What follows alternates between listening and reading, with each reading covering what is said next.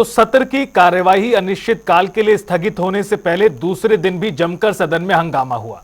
विपक्षी दल कानून और अपराध के मुद्दे को लेकर नियम 310 के तहत चर्चा कराना चाहते थे, तो वहीं सत्ता पक्ष आपदा के मुद्दे पर चर्चा करना चाहता था।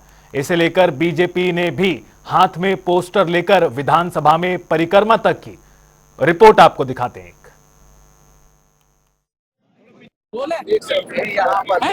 विधानसभा सत्र का दूसरा दिन है और दूसरे दिन की जो कार्रवाई शुरू हुई वो भी हंगामेदार रही। और आज आप देख रहे हैं, आज अब विपक्ष जिस तरीके से लगातार हंगामा कर रहा है और विपक्ष लगातार प्रदर्शन करने का काम विधानसभा में कर रहा है। कल भी देर रात जिस तरीके से प्रदर्शन हुआ और आज भी बेल में विपक्ष जो है वो गया और सुबह से ही जो है प्रदर्शन विपक्षी दल के द्वारा किया जा रहा है। भारतीय जनता पार्टी के तमाम विधायक जो है अब हाथ में तख्तियां लेकर जो है निकले हैं और उनकी ये तख्तियों पे आप देख रहे हैं विपक्षी आपदा पर चर्चा क्यों नहीं चाहते, इस तरीके के तख्तियां लेकर बाहर निकले हैं, बातचीत करेंगे। सर, विपक्ष जिस तरीके से लगातार हंगामा कर रहा है, विपक्ष का कहना है कि नियम 310 में जो है चर्चा होनी चाहिए कानून और जो अपराध है उसको लेकर के, लेकिन चर्चा नहीं हो। आप क्या पूरा उत्तराखंड जहाँ आपदाओं से घिरा है और दराली गंगोत्री विधानसभा जो मेरी पड़ती है, वहाँ पे जो तमाम पीड़ित लोग हैं वो किस दर्दनाक स्थिति में है, जहाँ पे सड़कें नहीं खुल पा रही है, राहत की सामग्री पहुंचानी है, बहुत सारे चैलेंज हैं, लेकिन उस पर चर्चा न करते हुए हम इस विषम परिस्थिति पैदल चलकर जगह जगह चट्टानों से यहाँ पर पहुंचे।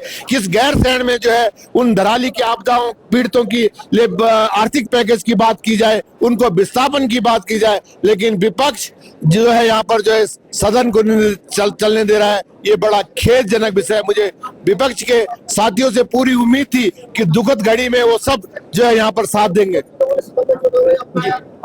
क्या अब इस तरीके से जिस तरीके से विपक्षी दल भी लगातार प्रदर्शन कर रहा है, तो क्या अब सत्ता पक्ष भी इसी तरीके से प्रदर्शन जो है करता रहेगा? क्या सत्र माना जाए कि आज इसी तरीके से चलता रहेगा या खत्म हो जाएगा?